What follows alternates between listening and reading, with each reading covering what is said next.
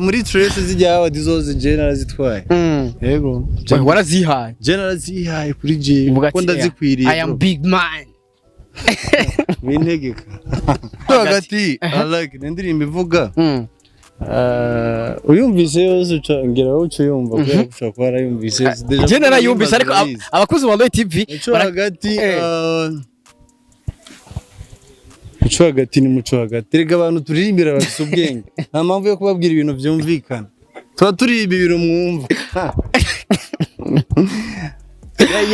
sahana twika hagasha mudufite today bisa nkaho you want me to do sahana twika nkishikila muco hagati body yawe iranyica ndayuriza ifarashi komeza uyayure nje nkomeze ndaure bebe mukanya gato ndabure oye amariba nyacukure lele mama au babarangenda abona ndagufata bebe maze ngukanda kandi dale habaye ubumwe bw'abafana umuziki w'u Burundi disiri ko ugera mu rwego unarenze uko twe tuvyumvira bivanye n'ubumwe bw'abafanzi bacu n'abene igihugu bose ku bumwe na leta byose bifashije abanyagihugu abaririmbyi nta kintu kimwe kitokunda ariko abakunze umuziki ndanabibutse yuko umuziki w'u Burundi uraryoshe mu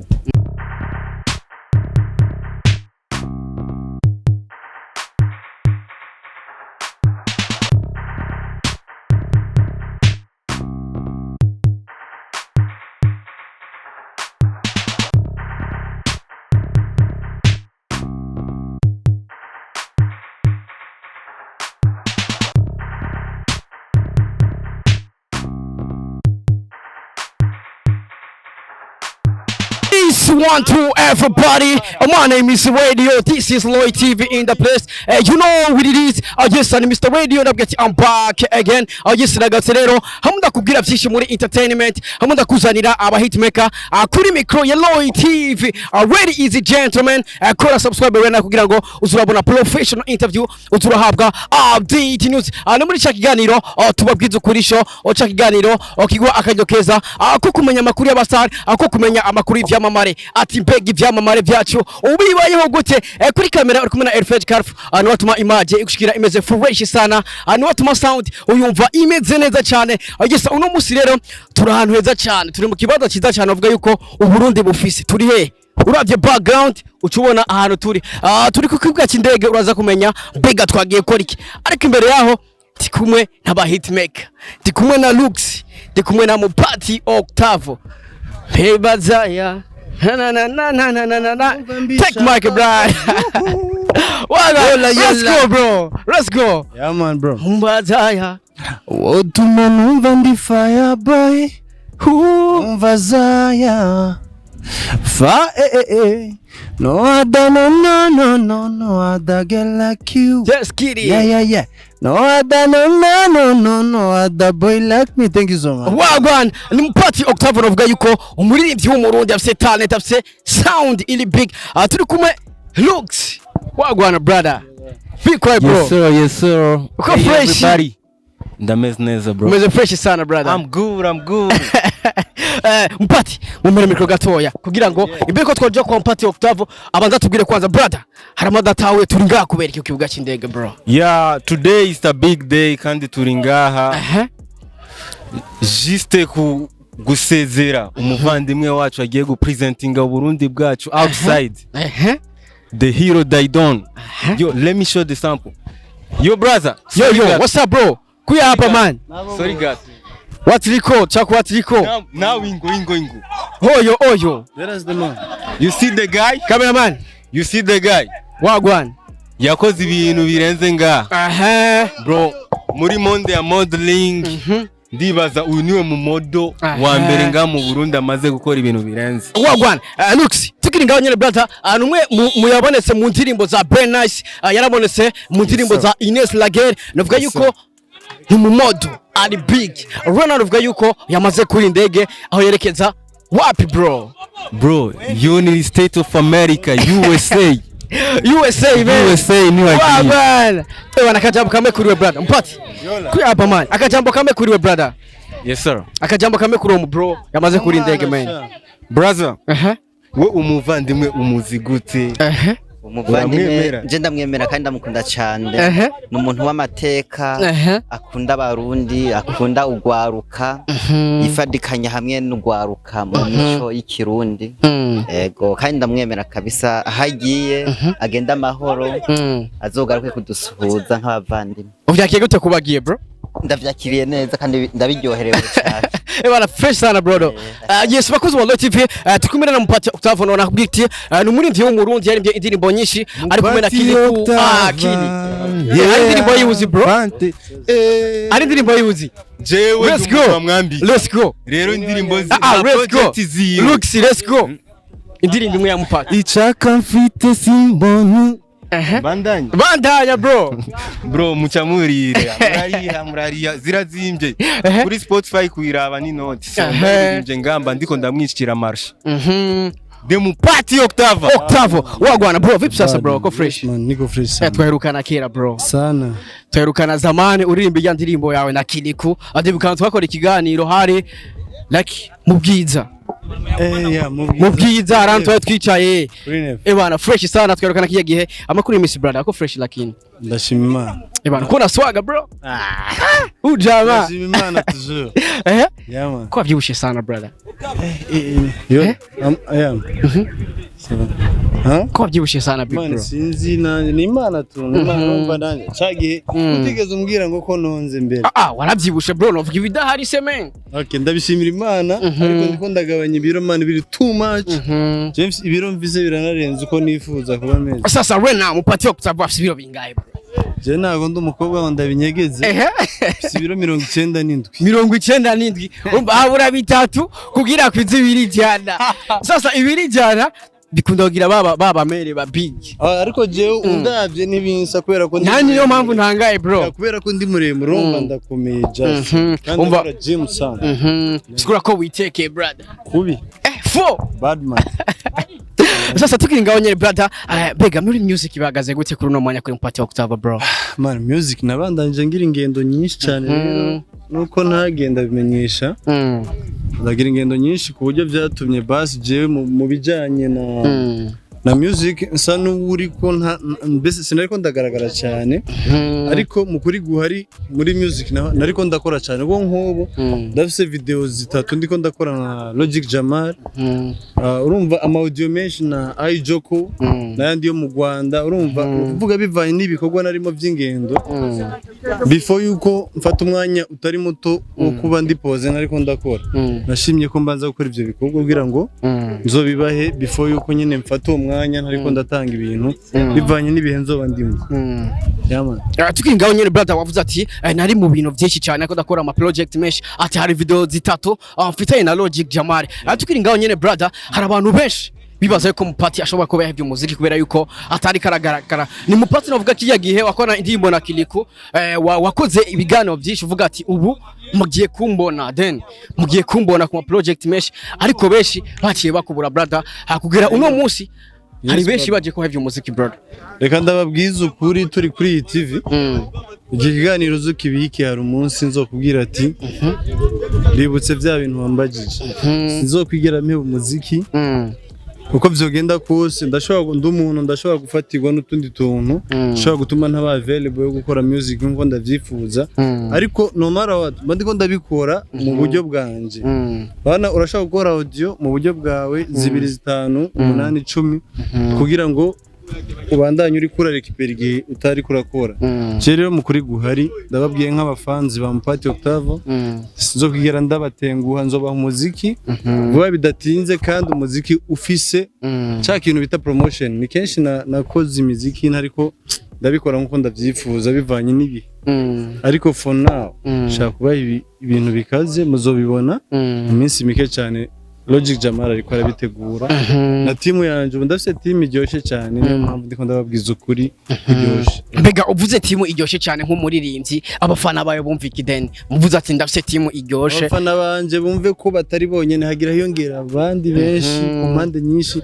burongera ndabaho muziki kandi burya je ndababwiza ukuri jewe hamumbona jewe ndi umunyamurenge Chendo munyamurenge nakuriye ngaha mu Burundi ariko music yanje nayitanguriye ngaha no kuvuga muri music nshobora kuvuga ko ndi umurundi kandi sinzokwigera ndana hindura n'ikintu na kimwe ariko mu maraso ndi umunyamurenge Burundi bwarandeze kuva nkiri muto kuva nkitangura maternelle ngaha urumva rero niyo mpamvu abakozi b'umuziki ndundi bitega ibintu byinshi cyane kuri Mupati Octavo abakozi b'umuziki wa East African bitega umuziki wa Danje kuri Mupati Octavo dasa amakolabo menshi hashimye gushira hanze mu gihe ntari ndi pose ariko for real babwiza ukuri yuko vuba cyane ibikorwa ndiko ndababwira cyo bwanje muti atari inkuru mbarirano uzobibona kandi uzaba bimeze neza kandi abantu bose bankunda bazobikundisha n'abandi bizogenda neza ndabizi cyane.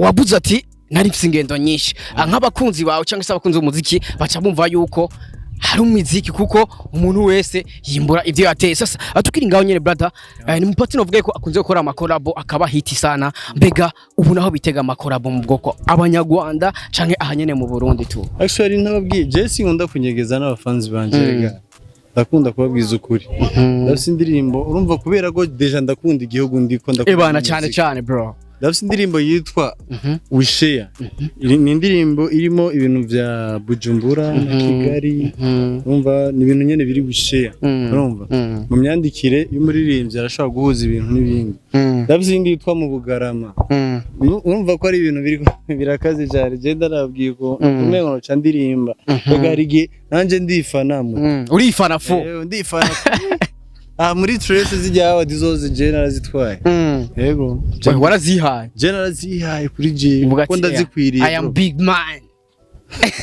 wintegeka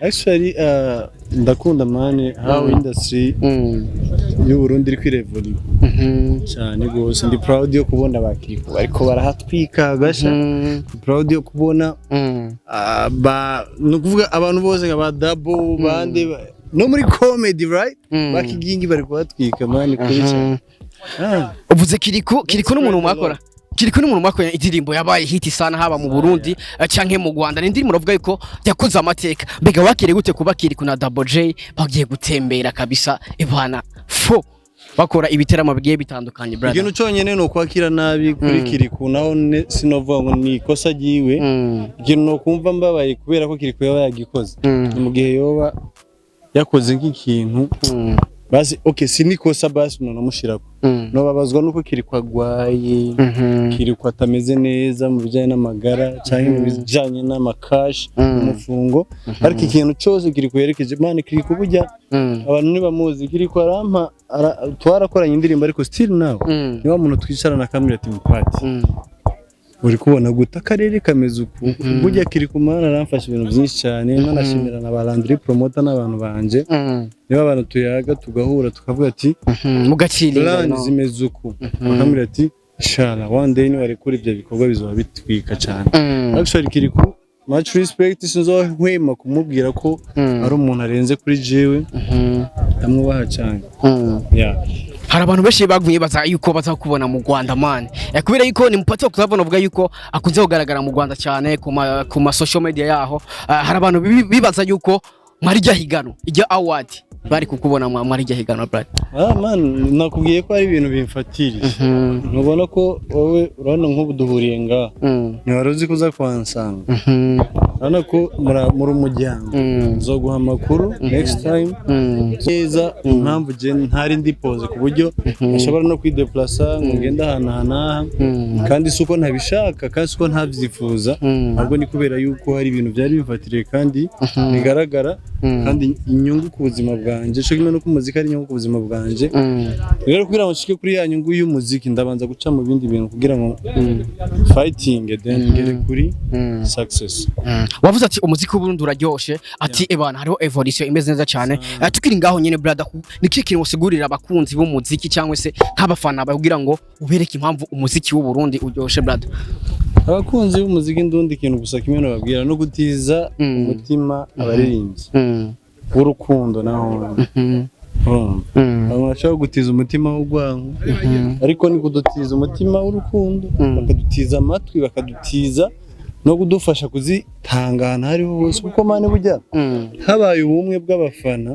umuziki w'Uburundi disiriko ugera mu rwego unarenze uko twe tuvyumvira bivanye n'ubumwe bw'abafanzi bacu n'abene igihugu bose ku bumwe na leta byose bifashije abanyagihugu abaririmbyi nta kintu kimwe kitokunda ariko abakunzi b'umuziki ndanabibutse yuko umuziki w'Uburundi uraryoshe uryoshe gute rero nibyo shaka gusigurira abafana raba imiziki iriko irakogwa urabe ba Dramati urabe Fizzo ariko arakora ibintu by'amateka nk'uko yamye arabikora njya n'umwami deja abaririmbyi bose ngaba B-Face ba DoubleJay Kilikou ku rwego abaririmbyi bose bane ba Linoji abari sinobavuga ndabaheza urabizi ko Uburundi buzuye ba like you know bane ibintu byo ku Burundi rwego nk'uko yama yabivuze man muziki w'Uburundi n'Urundi rwego muta asigaye gusa ko abantu bafashanya muri bwa bumwe ibintu bikagenda neza cyane yatwinga abanyere brother indirimbo yashashaniye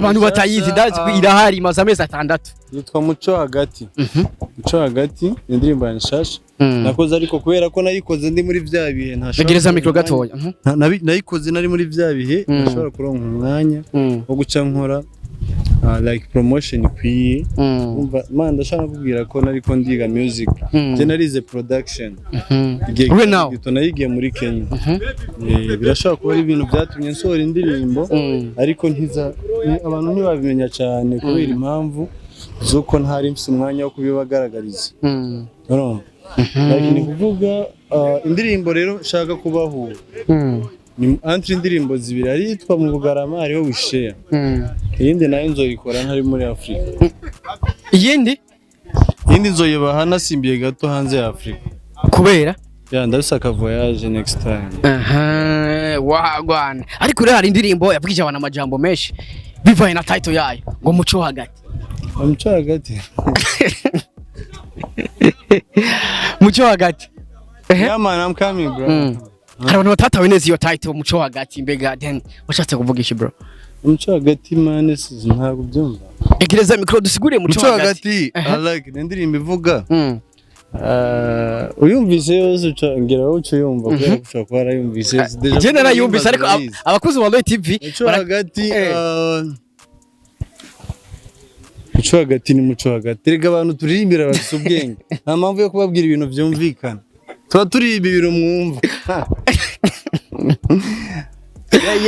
sahana twika hagasha mudufite today bisa nkaho you want me to do sahana twika nkishikila Muco Hagati body yawe iranyica ndayuriza ifarashi komeza uyayure nje nkomeze ndaure bebe mukanya gato ndabure oye amariba nyacukure lele mama au babarangenda abona ndagufata bebe maze ngukanda kande dale wagwa Muco Hagati wagwa ini ndirimbo shasha mpati Octave navuga ko imaze amezi 6 kuri YouTube channel yiwe ariko yatubwiye ati ndafise project shasha Logic Jamari areka arankora ibintu vya ma video sasa Logic Jamari umuzi gute bro iki kintu mukundira maye n'umuntu arenze ujya n'umuntu w'amateka kuri jewe dufitanye amabanga atanaharuri kujya amahoro ujya n'umuntu w'abantu ujya n'umuntu afite umutima wa kimuntu ni nkako nomwita yamani Logic Jamari n'umuntu mwiza kuri jewe ndashaka cyane niyo mpamvu mubona kenshi video zanje ari bazikora ni kubera ko hariho ibintu runaka twahurijeko then warabonye Jamari ndamwubaha ndamukunda awi support manzo musupportinga umunsi mwe mutazi Logic Jamari azo undi muntu mane talent ujya mujamira irarenze sana umunsi mwebwe mutazi muzabona Logic Jamal ariko arakora ibintu biri ku rwego kandi rushimishije. Bwana kabisa nibyo twifuza muri Logic Jamal actually niwe azoshutinga n'indirimbo yanjye ya collab yo mu Rwanda. Uzomukura ngaho mutware mu Rwanda. Apana bisanzwe. Mbega indirimbo wakoreye mu gihugu cy'u Rwanda wakoranye nande brother nimba atari banga. Kuko bavyati sinkunda guhisha abafana banje. Indirimbo nakoreye mu gihugu cy'u Rwanda nibanga murakoze cyane ariko irahari. Hariho zibiri, hariyo nakoranye n'umukobwa n'indi nakoranye n'umuhungu. Ariko urumva abakobwa ari barerwe babwiza ibintu nk'ibyo. Abahungu bande ni benshi cyane. Bande ni benshi cyane. Wavuze babyiza. Nkunda muziki bane muzovyumva man. We share nababwiye ko we share ari man, thank you so much. Akajambo kanyuma basi bro. Akajambo kanyuma ku bafana. Roy TV Burundi. Ndabakunda cyane. Kandi abubaha. Man, support yanyu ku muziki w'u Burundi irarenze cyane. No matter what. Tutafika hama ndabashimiye cyane kandi abafanzi b'umuziki ndundi ndabakunda kandi abubaha.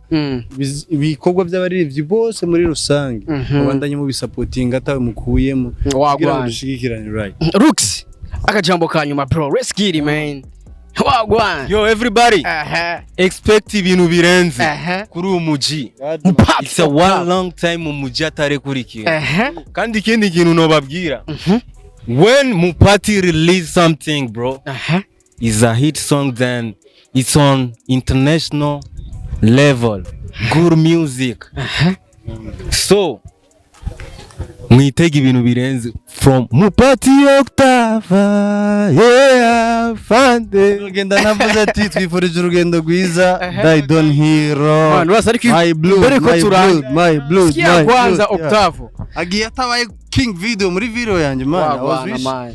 Zomusangayo bro. Azomusangayo bazokorana Hollywood. Hollywood man. Ndashamukorera Hollywood bro. DJ man ujya n'inshuti yanjye kuyi. Kuyi. Man akimbe ko turangiza ndashaka je undirimbire ijya ndirimbo wawe na Kilikou bro. Cyo turangiza man. Let's go. Ndirimbo ko naririmbye kenshi. Man let's get it. Je ranyohera ukuntu for man. Looks. It's fresh. Let's go man. Zaya we. Ni wowe nambara. Olo. Haja nifuza guhindura.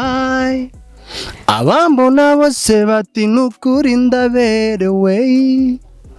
Ayayaya na utakwifuza kuwambara. Na utakwifuza kubegwa nkanje. Ariko kubona ni kibazo cy'ingutu. Isoko nawuguzema ubu yarafu. 1 2 umva Zaya. Utuma numva ndi fire boy. Umva Zaya. Oh yeah. Wagwana bro. Thank you so much brother. Ewana looks. Thank you so much bro. You're welcome. Wagwana man. Ewana thank you so much bro. Thank you so much. Ewana fresh sana man. Ewana fresh sana brother. Wagwana. Just wakoze wa TV reka ndagushimire. Wowe kuri kino kiganiro. Ntibagire gukora subscribe kuri TV kugira ngo uzurabona professional interview, uzurahabwa update news. Je wari kuruva ngaha. My name is Radio. Kuri kamera wari kumena FH Carf. Niwe yatumye image uyibona imeze fresh sana. Niwe yatumye sound uyumva imeze neza cyane. Ni muri cya kiganiro tubabwiza kuri show. My name is Radio. We love you so much. Dusure ubutaha. Ciao ciao. Wagwan.